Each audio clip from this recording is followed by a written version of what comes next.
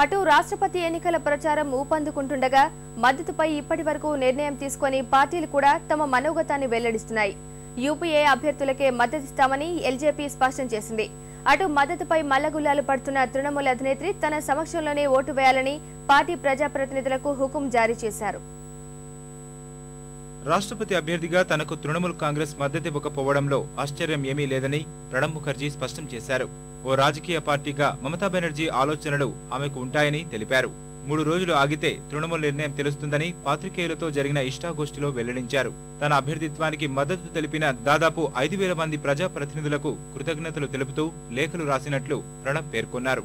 ఎన్నికల పర్యటనలో భాగంగా ఆదివారం పంజాబ్, హర్యానా, హిమాచల్ ప్రదేశ్ లో పర్యటించనున్నారు. విపక్షాల తరపున రాష్ట్రపతి అభ్యర్థిగా బరిలో నిలిచిన పిఏ సంగ్మా బీహార్లో పర్యటించారు. రాష్ట్రపతి ఎన్నికల్లో తనకు ఓటేయాలని జేడీయూ, భాజపా ప్రజా ప్రతినిధులను కోరారు.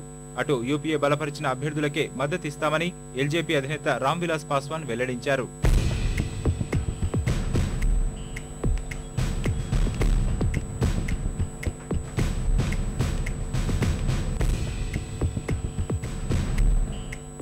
రాష్ట్రపతి ఎన్నికల్లో మద్దతిచ్చే అంశంపై ఇప్పటివరకు ఎలాంటి నిర్ణయం తీసుకొని తృణమూల్ కాంగ్రెస్ అధినేత్రి మమతా బెనర్జీ తమ ప్రజాప్రతినిధులకు మాత్రం అప్పుడే హుకుం జారీ చేశారు.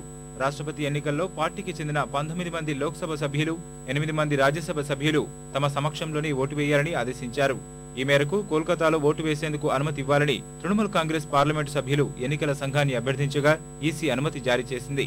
అటు అన్నా డీఎంకే అధినేత్రి, తమిళనాడు ముఖ్యమంత్రి జయలలిత కూడా పార్టీకి చెందిన 14 మంది ఎంపీలకు ఇదే తరహా ఆదేశాలిచ్చారు. వారంతా చెన్నైలో ఓటు హక్కు వినియోగించుకునేలా ఎన్నికల సంఘం నుంచి అనుమతి పొందారు. కొంతమంది శివసేన ఎంపీలు కూడా ముంబైలో ఓటు వేసేందుకు ఈసీ అనుమతి తీసుకున్నారు.